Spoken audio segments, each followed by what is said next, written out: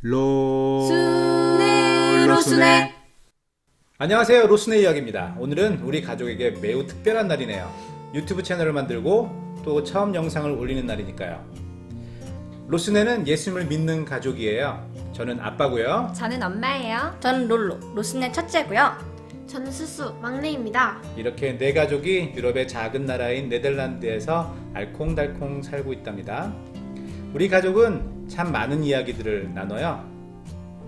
로스는 우리같이 예수님을 믿는 청소년들이 고민하는 여러 가지들을 엄마 아빠에게 물어보고요. 엄마와 아빠는 그리스도인으로서 그러한 문제들이 무엇인지, 왜 언제부터 시작됐고 어떻게 이해하고 실천해야 하는지를 고민한답니다. 특별히 성경을 통해 그 문제들의 기원을 확인하고 해석의 원칙을 정하고 실제 역사를 통해 이런 것들을 살펴보려고 애를 쓰고 있어요. 하지만 안타깝게도 로스네 주변에는 이런 고민을 함께할 믿음의 가정들이 많지 않답니다.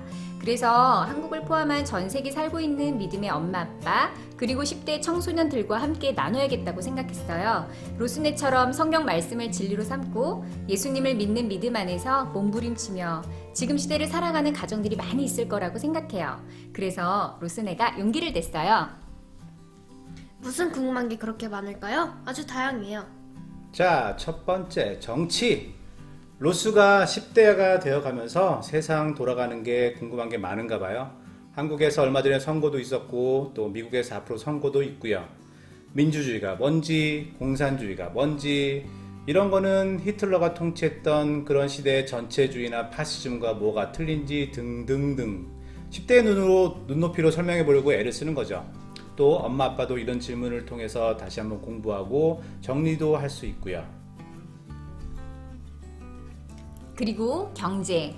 뉴스를 보면 제일 많이 나오는 얘기가 이런 것들이죠. 경제가 문제다. 경제가 잘 안 돌아간다. 경제 전쟁이다. 같은 이야기들 말이에요. 또 TV와 인터넷에서는 계속 4차 산업혁명이라고 하고 직업도 다 바뀐다고 하고 현금이 없는 사회가 온다고 하기도 하고요. 이런 것들이 우리처럼 예수님을 믿는 사람들과 청소년들에게는 무엇을 의미하는 걸까요? 이 사진은 실제 베네수엘라라는 나라에서 통닭 한 마리를 사기 위해 내야 하는 돈의 양이에요. 이 그래프는 전 세계에 쌓여있는 빚의 양을 1년치 전 세계가 벌어들이는 돈의 양과 비교한 모습이고요. 우리는 돈은 무엇인지, 빚은 무엇인지, 성경에서는 이것을 어떻게 바라볼까 같은 이야기도 함께 나눌 거예요. 세 번째로 사회 문제들. 뉴스를 보면 심각한 일들이 많이 있는 것 같아요. 가정폭력으로 힘들어하는 친구들도 많고요. 깨어지고 이혼하는 가정도 많고요. 그리고 생명을 중요하게 생각하지 않는 사회적 문제들. 여기 네덜란드는 이제 뱃속의 아기를 죽이는 것에 대한 죄책감이 크지 않은 것 같아요. 한국은 어떨까요? 이 사진은 프랑스와 한국의 동성애 퍼레이드 사진이에요. 동성애는 하나님께서 진짜 기뻐하시는 일일까요? 암스테르담 거리를 걷다 보면 대마초 냄새 때문에 머리가 아플 정도예요. 왜 사람들은 몸에 좋지도 않은 마약을 하려고 할까요? 그리고 문화. K-팝이나 팝 뮤직비디오, 게임을 보면 너무 야하거나 잔인한 장면들이 나올 때가 있어요. 그리고 이해할 수 없는 이상한 상징들도 많이 보여요. 심심할 때 웹툰이나 웹소설을 보면 BL이나 GL처럼 동성애를 좋게 포장해 놓은 이야기들이 많아요. 왜 이런 것들이 점점 많아질까요? 다섯 번째, 자연과 환경. 자연이 예전 같지 않죠? 더 잦아진 지진과 예상을 뛰어넘는 홍수 소식들, 전 지구적인 산불, 구약 창세기를 보는 듯한 메뚜기 떼의 습격. 왜 자연과 환경의 변화가 더 심해지고 있는 걸까요? 2020년에는 전 세계 모든 사람들이 신종 코로나 바이러스 때문에 고생하고 있죠. 지난 수천 년 동안 전염병들이 계속 생겨왔지만 동물계를 넘어서 사람에게 전파된 RNA 전염병들은 지난 수천 년 동안 없었던 것이에요. 지금 전 세계를 휩쓸고 있는 코비드-19의 사촌격인 사스가 2002년에 처음 등장한 이후에 메르스나 코비드-19처럼 새로운 전염병이 계속 발생하고 있어요.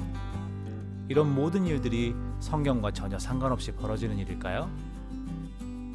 이 밖에도 외계인이나 UFO, 아메바에서 인간으로 진화했다는 진화론같이 성경과 충돌되는 주장들을 그냥 다 받아들일 수 있을까요? 마지막으로 여섯 번째, 이렇게 혼란한 때에 종교는 모두 하나가 되어야 된다, 이런 주장이 더 강해지고 있어요. 어떤 신을 믿던 결국 모두 같은 믿음이다 이런 주장이에요. 반면에 과격한 이슬람주의자들은 기독교인들이나 다른 종교를 믿는 사람들의 목을 잘라서 죽이는 일도 서슴지 않고 있어요. 예수님만을 유일한 길과 진리로 믿는 우리들은 이러한 일들을 어떻게 바라봐야 할까요? 자, 여기까지 우리가 앞으로 나눌 이야기들이 어떤 것인지 간단히 살펴봤어요.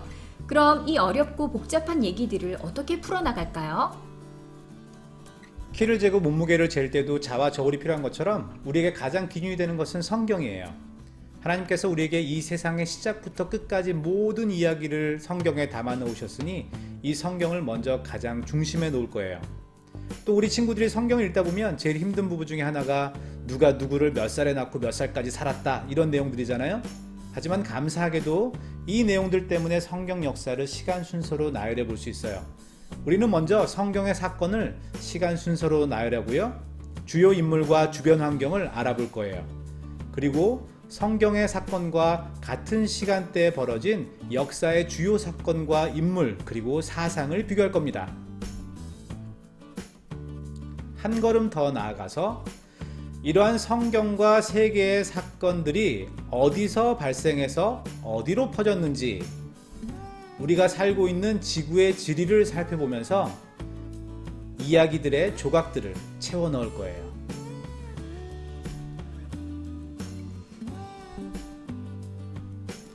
이 모든 이야기들을 10대 청소년들과 부모님들이 함께 이해할 수 있도록 되도록이면 짧고 쉽게 풀어나가 보려고 합니다.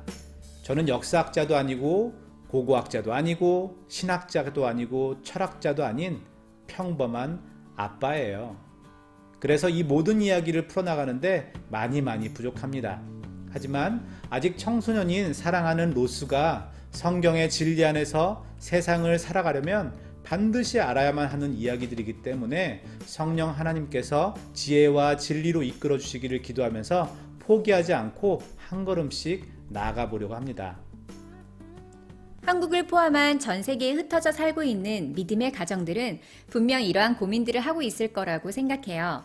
앞으로 로스네가 풀어갈 이야기들을 들어주시고 마음을 핥히는 댓글보다는 기도와 응원 그리고 나눔의 댓글들을 부탁드릴게요. 다음 이야기 많이 기대해주세요.